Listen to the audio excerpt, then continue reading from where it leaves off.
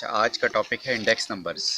Index number क्या है? Index number is a statistical measure, यानी ऐसी शुमारियाती मैयर्स है, पैमाइश है, जिसमें हम क्या देखेंगे, रिलेटिव चेंज वेरिएबल्स के दरमियान या ग्रुप ऑफ वेरिएबल के दरमियान विद रिस्पेक्ट टू टाइम और प्लेस। यानी आपने इंडेक्स नंबर में रिलेटिव चेंज मालूम करनी है टाइम के हिसाब से या फिर जगह के हिसाब से। टाइम टू टाइम का मतलब क्या है कि अगर हम किसी भी चीज़ की प्राइस को कंपैरिजन करते हैं, प्राइस का कंपैरिजन कैसे होगा कि आप कहते हैं जी 2018 में पेट्रोल की कीमत तो 50 रुपये थी या 60 रुपये थी, अब 2020 में 104 रुपये हो गई है। तो ये रिलेटिव चेंज इसमें कैसे पता लगेगी, वो हम इंडेक्स नंबर के ज़रिए मालूम करेंगे। एक चेंज आपको वैसे नज़र आ रही है कि यार इसमें 50 रुपये का इजाफा हो गया, लेकिन रिलेटिव चेंज होती है कि उसको हम फार्मूले के ज़रिए परसेंटेज की शक्ल में जो आप बताएं, हम बताएंगे जी 10% बढ़ गई, 20% बढ़ गई, 50% बढ़ गई, या फिर हम कहेंगे दुगनी हो गई। तो ये कहलाती है रिलेटिव चेंज। यानी इंडेक्स नंबर हमारे पास एक ऐसा पैमाना है जिसकी मदद से हम वेरिएबल्स या ग्रुप ऑफ वेरिएबल के दरमियान रिलेटिव चेंज मालूम करेंगे। ये टाइम के लिहाज से भी है और जगह के लिहाज से। टाइम के लिहाज से तो मैंने बताई एग्जांपल। अब जगह के लिहाज से क्या बनेगी कि आप किसी भी चीज़ की प्राइस को कंपेयर करते हैं। फ़र्ज़ करें यहाँ आप बैठे हैं रहीम यार ख़ान में, रहीम यार ख़ान में इस वक्त मिल्क की क्या प्राइस चल रही है, इसको आप कंपेयर करेंगे कराची से। तो इसका जब रिलेटिव चेंज मालूम करेंगे वो भी इंडेक्स नंबर के फार्मूले से पता लगेगा। ये तो इसकी बेसिक डेफिनेशन हो गई इंडेक्स नंबर्स की, कि हमने रिलेटिव चेंज मालूम करना है। इसमें एक वेरिएबल भी हो सकता है या एक से ज़्यादा वेरिएबल भी हो सकते हैं। अब आपने देखना है कि अगर एक वेरिएबल है तो उसको हम क्या नाम देंगे, उसको कहेंगे सिंपल इंडेक्स नंबर। अगर एक से ज़्यादा वेरिएबल होंगे तो फिर कहलाएगा वो कंपोजिट। ये पॉइंट याद रखने हैं, कंपोजिट इंडेक्स नंबर। अब शुरू जो न्यूमेरिकल के शुरू के क्वेश्चन है वो सिंपल इंडेक्स नंबर के हैं। अब सिंपल इंडेक्स नंबर क्या होगा कि जब आप रिलेटिव चेंज मालूम कर रहे हैं सिर्फ एक वेरिएबल के दरमियान। ठीक है, फर्ज करें आप कहते हैं जी प्राइस ऑफ वीट, गंदम की प्राइस में क्या चेंज आ रही है, पिछले साल में क्या थी उससे पिछले साल, तो सिर्फ एक वेरिएबल है। अगर आप कहते हैं जी एक से ज़्यादा वेरिएबल को हमने स्टडी करना है तो वो कहलाएगा कंपोजिट इंडेक्स नंबर। उसमें प्राइस के साथ आप और चीज़ें भी शामिल कर सकते हैं वीट के साथ। ठीक है, राइस की हो गई, राइस की प्राइस हो गई, या ज्वार बाजरा, मुख्तलिफ आइटम जो आप यूज़ करते हैं उनकी प्राइसेस का आप कंपैरिजन कर सकते हैं। तो वो कहलाता है कंपोजिट इंडेक्स नंबर। यानी ये दो मेन कैटेगरी हैं इंडेक्स नंबर की, एक सिंगल वेरिएबल के लिए सिंपल इंडेक्स नंबर और एक से ज़्यादा वेरिएबल के लिए कंपोजिट इंडेक्स नंबर। अब इसमें इंडेक्स नंबर में प्राइसेस का इंडेक्स नंबर भी निकाला जाता है और क्वांटिटी का भी। ठीक है, क्वांटिटी में भी आप देख सकते हैं कि यार पिछले साल गंदम की प्रोडक्शन कितनी हुई थी इस अपने डिस्ट्रिक्ट में, या उससे पिछले साल कितनी गंदम की प्रोडक्शन हुई थी, तो ये उसका क्वांटिटी का इंडेक्स नंबर कहलाएगा। कि हम उसमें देख रहे हैं वॉल्यूम, क्वांटिटी इंडेक्स नंबर को वॉल्यूम इंडेक्स नंबर भी कहते हैं, कि हमने क्वांटिटी का कंपैरिजन करना है कि यार पिछले साल कितनी क्वांटिटी गंदम की थी, इस साल कितनी क्वांटिटी हुई है, इसमें कितना रिलेटिव चेंज आया है। तो ये इसमें दो मेन हमारे पास फिर आ जाएंगे, एक होगा प्राइस इंडेक्स नंबर जो शुरू के क्वेश्चन में हमने पढ़ने हैं प्राइस इंडेक्स नंबर, और उसके बाद नंबर 2 पे आ जाएगा quantity index number. Price index number या quantity index number. Quantity index को हम वॉल्यूम इंडेक्स भी कहते हैं। बात क्लियर हुई यहाँ तक? ये दो तरह के क्वेश्चन होंगे, कुछ में आपसे पूछा जाएगा जी प्राइस इंडेक्स नंबर निकालें, और फिर आगे सवाल आएंगे जिसमें क्वांटिटी इंडेक्स नंबर निकालना होगा।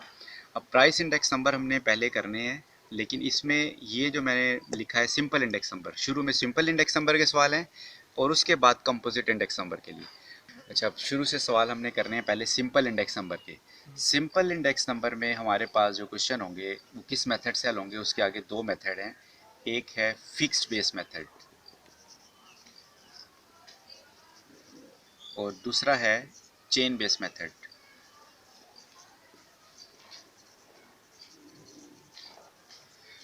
बात समझ आई? यानी आप चल रहे हैं इंडेक्स नंबर में, इंडेक्स नंबर में हम पढ़ रहे हैं पहला टॉपिक सिंपल इंडेक्स नंबर, फिर सिंपल इंडेक्स नंबर में आगे हमारे पास जो मेथड हैं उसके क्वेश्चन को हल करने के, एक फिक्स्ड बेस मेथड है और एक चेन बेस मेथड है। अब फिक्स्ड बेस मेथड का मतलब है कि इसमें जो बेस ईयर होगा वो फिक्स होगा।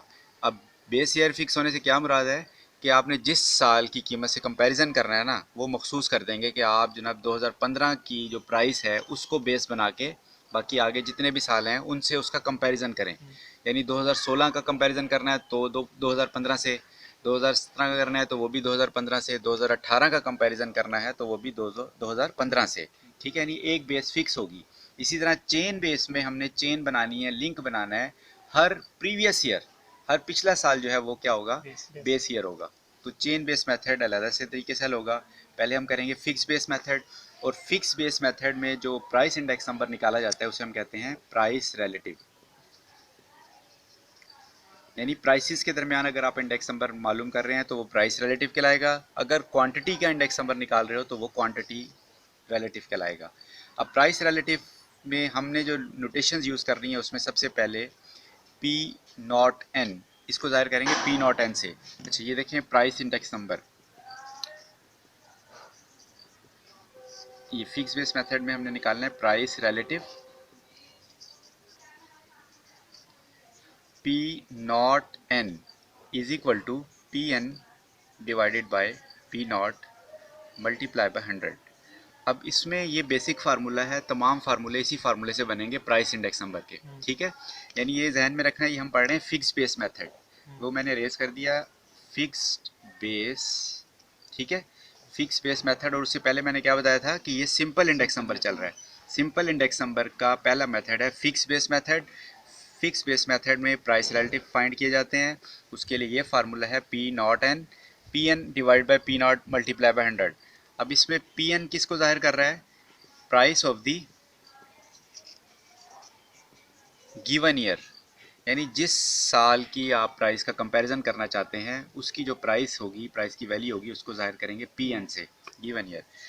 अब इसमें आपने याद रखना है कि n को हम रिप्लेस कर सकते हैं 1 2 3, यानी जितने नंबर ऑफ़ ईयर्स हैं जिनका आपने इंडेक्स नंबर मालूम करना है उसको आप n की जगह 1 2 3 भी लिख सकते हैं। यानी n जो है जनरल टर्म है, जब आप प्राइस इंडेक्स नंबर निकालेंगे तो वहाँ 1 लिखेंगे, 2 लिखेंगे, 3 लिखेंगे। इसी तरह पी नॉट जो है ये क्या है, price of the base year. यानी ये क्योंकि फिक्स बेस मेथड मैंने बताया था कि फिक्स बेस मेथड कर रहे हैं तो जो प्राइस है बेस ईयर की वो फिक्स होगी, उसको आपने पी नॉट से ज़ाहिर करना है। तो ये बेसिक फार्मूला है। इसमें अब ये याद रखना है कि पी एन जो करंट ईयर या गिवन ईयर की प्राइस है उसकी वैल्यू ऊपर आएगी और जो बेस ईयर की प्राइस है वो नीचे आएगी। इस सवाल में इसके जो क्वेश्चन होंगे उसमें आपको एक ही वेरिएबल की प्राइस दी होगी। ये बिल्कुल आसान सा मेथड है, इसमें हम प्राइस रिलेटिव निकालेंगे। इसकी मैं एग्जांपल आपको समझा देता हूँ। एग्जांपल जैसे मैंने आपको बताया कि हम पढ़ रहे हैं fix base method. Fix base method simple index number की आगे एक टाइप है कह लें, उसमें हमने इंडेक्स नंबर मालूम करना है। अब सवाल आपके पास कैसा होगा कि फाइंड इंडेक्स नंबर, ठीक है, by fix base method using 1948 as a base. इस क्वेश्चन में फ़र्ज़ करें आपको कहा गया है कि यूजिंग 1948 एज ए बेस, यानी 1948 को बेस रखना है। इसका मतलब है जो इसकी प्राइस होगी वो किसके बराबर होगी, पी नॉट के। यानी जो बेस ईयर है उसकी जो प्राइस गिवन है उसे आपने रखना है पी नॉट, और बाकी जितने भी ईयर्स हैं उनकी प्राइस को हम P N, general term N है लेकिन हम 1 2 3 4 5 से उसको शो करेंगे, क्योंकि ये इसमें देखो एक ही वेरिएबल की प्राइस है। तो ये है सिंपल इंडेक्स नंबर। तो ये पॉइंट आपने अगर एमसीक्यूज़ के हवाले से भी याद रखने हैं, क्योंकि अगर ऑनलाइन पेपर होते हैं तो फिर एमसीक्यूज़ बनेंगे। तो आपने ये पॉइंट याद रखने हैं कि सिंपल इंडेक्स नंबर कौन सा होता है और कंपोजिट इंडेक्स नंबर कौन सा होता है। तो अब सिंपल इंडेक्स नंबर जिसमें एक वेरिएबल का आपने रिलेटिव चेंज मालूम करना है, मालूम कैसे करना है, यहाँ हम निकालने लगे इसके प्राइस रिलेटिव। बिल्कुल आसान सा ये मेथड है।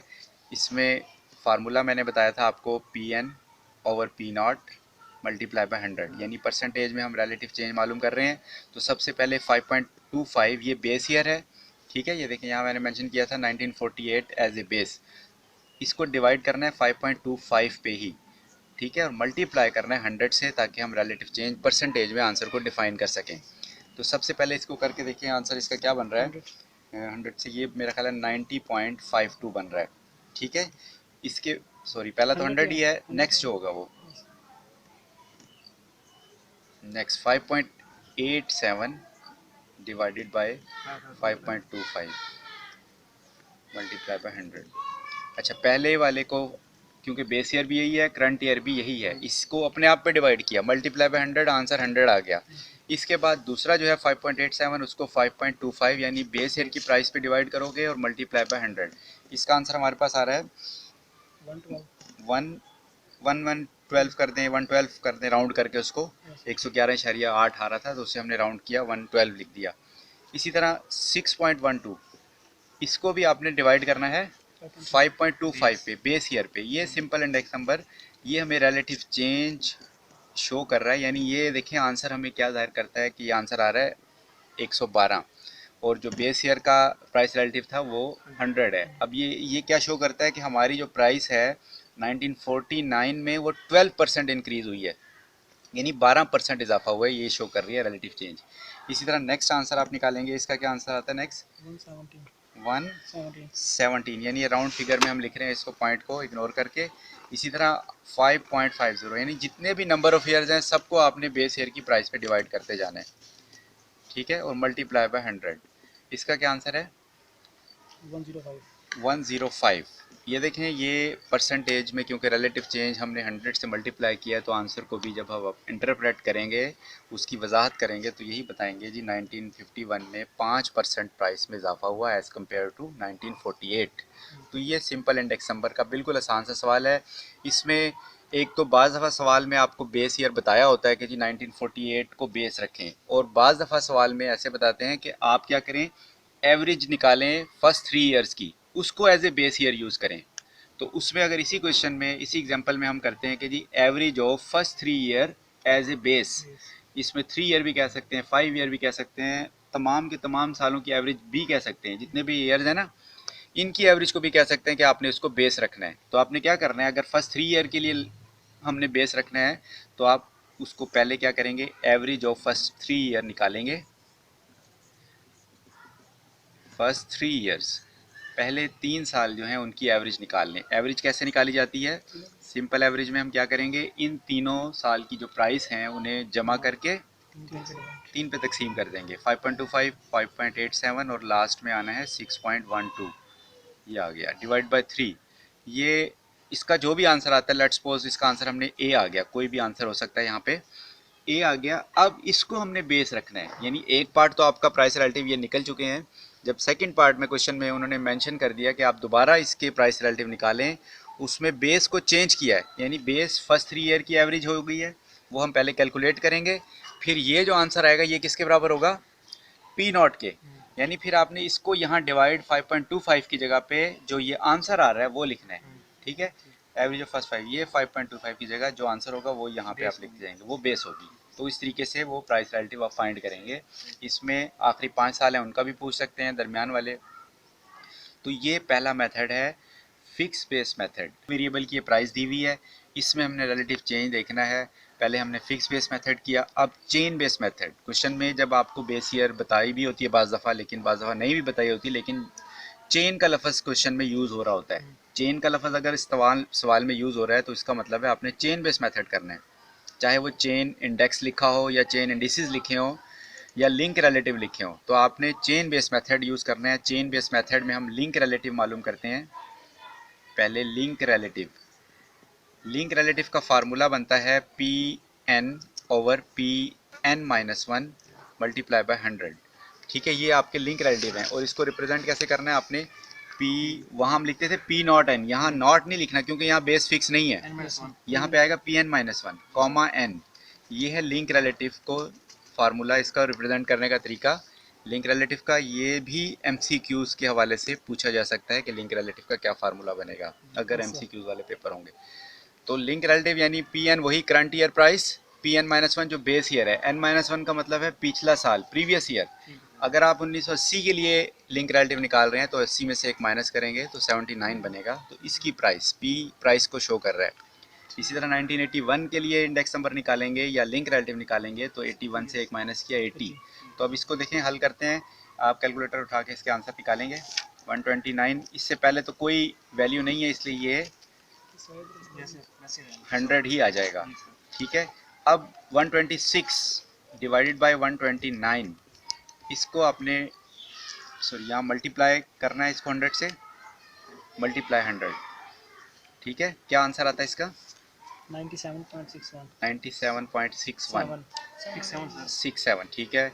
इसके बाद अब 110 को डिवाइड किस पे करेंगे? 126 126 पर, यानी लिंक रिलेटिव है, आपने प्रीवियस ईयर को बेस रखना है, यानी इसमें क्लोज कंपैरिजन होता है। हम ज़्यादा लंबा कंपैरिजन नहीं करते, यानी 84 को 79 से नहीं करेंगे, 84 का 83 से ही करेंगे। यानी करीब करीब जो ईयर्स हैं उनका आपस में कंपैरिजन हो रहा है कि इनमें प्राइसेस में क्या चेंज आ रहा है। इसके बाद 110 डिवाइडेड बाय 126 मल्टीप्लाई बाय 100, इसका क्या आंसर बना? 87.30। इसके बाद 121 डिवाइडेड बाय 110 मल्टीप्लाई बाय 100, इसका क्या आंसर बना?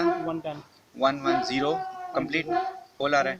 इसी तरह 123 डिवाइडेड बाय 121 मल्टीप्लाई बाय 100, इसका आंसर 101.67। अच्छा, इसके बाद इसमें एक कॉलम और बनाया जाता है चेन बेस मेथड में, converted back into the fix base indices में कन्वर्ट करने के लिए हमें इसमें चेन इंडिसेस बनाने पड़ते हैं, वो भी फार्मूला समझ लें। लिंक रिलेटिव में ना? हाँ, लिंक रिलेटिव मेथड में। एक और ठीक है, लिंक रिलेटिव मेथड में चेन इंडिसेस में पहला 100 तो एज इट इज़ आ जाएगा, क्योंकि इससे पीछे या कोई साल नहीं है। नेक्स्ट क्या होता है कि इसको सेकंड लिंक रिलेटिव से मल्टीप्लाई करना है, 100 को मल्टीप्लाई करना है 97.67 डिवाइडेड बाय 100। यहाँ पे कन्वर्ट कर रहे हैं वापस इसको फिक्स बेस में, तो इसलिए 100 पे डिवाइड करेंगे, ये भी 97.67 आ जाएगा। कैलकुलेटर यूज़ करें ज़रा। 97.67 को अब आपने मल्टीप्लाई करना है 87.30 से, यानी जो आपका आंसर आएगा चेन इंडिसेस का उसको नीचे वाले लिंक रिलेटिव से मल्टीप्लाई करें। 67 मल्टीप्लाई बाय 87.30 डिवाइडेड बाय 100, ये 100 फार्मूले का है, क्या आता है आंसर? 85.26। ठीक है, 26 पढ़ेंगे इसको। 85.26 को आपने फिर मल्टीप्लाई किया 110 से, 110 से, डिवाइडेड बाय 100, इसको भी 100 पे डिवाइड, कितना है? 93.78। इसी तरह नेक्स्ट लास्ट है, आप इसके आगे कंटिन्यू चलाएंगे। ये फार्मूला चेन इंडिसेस का याद रखना है।